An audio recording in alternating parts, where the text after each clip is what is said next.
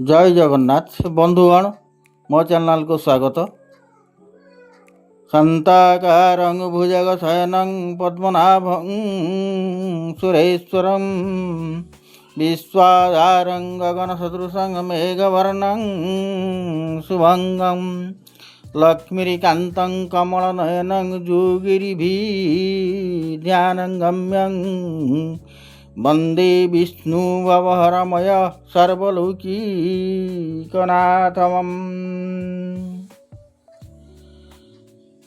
अद्य जन्मदिनं नाथं पावनं जायते तव तस्मात् त्वं तीर्थपानै कैपौ पुण्य विवर्धनै। जगतर नाथ श्री जगन्नाथ से लीलामय मानवीय ठाकुर विचित्र लीला महाप्रभुंकर द्वादश यात्रा मध्यरु स्नान यात्रा व देवस्नान पूर्णिमा अन्यतम।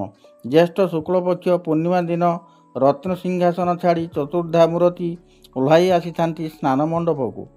पारंपरिक रीतिनीति वेदध्वनि पूर्वक 108 गरा अभिमंत्रित पानी रे स्नान करती श्रीजीव माने। एही दिन मध्य श्रीजीवंकर गजानन बेश होता है। यही बेश को दर्शन कले कोटि पुण्यर फल मिली थाए बोली विश्वास अछि। स्नान पर श्री ठाकुरंकर ज्वर हुए, अणसर रुहंती एवं जीव मानकर विभिन्न उपचार मध्य करा जाए।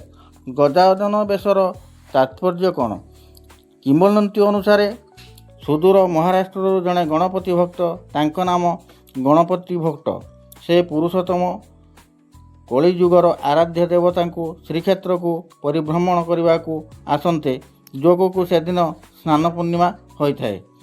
अद्य दिने से ठाकुर को दर्शन बा श्रीजीव को दर्शन करि पारिले नहीं। न करवा हेतु सही दिन तांकर पंडा पढ़ियारी मानू श्रीजीव दर्शन स्वप्नादेश करी कहले जे महाराष्ट्र आसीथिबा गणपति भट्ट को दर्शनाभिषेक दियंतु एवं परे स्नान तांको धला एवं कला रूप गजानन बेशरे देखा दे थांती।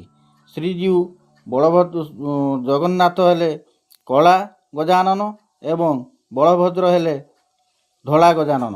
एही बेशरे सेमानकु सेही भट्ट को दर्शन दे थिबारु से महत्वपूर्ण होई अति अभिलाषित होई ऐतिहासिक पृष्ठभूमि आधार में बौद्ध संस्कृतिर स्थिति रे आध्यात्मिक भाव यथेष्ट रही। ठीक सेहीपरि गणपत्यर मतरे स्नान यात्रार गजानन बेश जगन्नाथ को ही गणेश रूप से विवेचना करा जाए। सुदर्शन चक्र बौद्ध संस्कृति चक्रर मान्यता दर्शाई जगन्नाथ, सुभद्रा और बलभद्र को त्रिरत्न भाव दर्शाई जाए। यही उत्सुकता केवल जगन्नाथ संस्कृति ही दृश्यमान होता है। एणु मोर सर्वशेष कहबार तात्पर्य आपण माने गजानन वेश देखंतु एवं श्रीजीवंकर स्नान यात्रा देखंतु। देखि सारा परे आपणकर कोटि पुण्यर शत कोटि पुण्यर फल मध्य आपन को लाभ होता है। यही दिन गृह जो माने बसवास करथंतु, जो माने दर्शन करने को न जाई पारि थांती, से माने निज घरे मध्य ठाकुर को पाखरे सेवा एवं ठाकुरंकर भोग लगी करिपारिबे एवं ठाकुर को दर्शन करी आपणकर जीवन धन्य करंतु। मु एतिकी कही विदाय नेउछि। जय जगन्नाथ।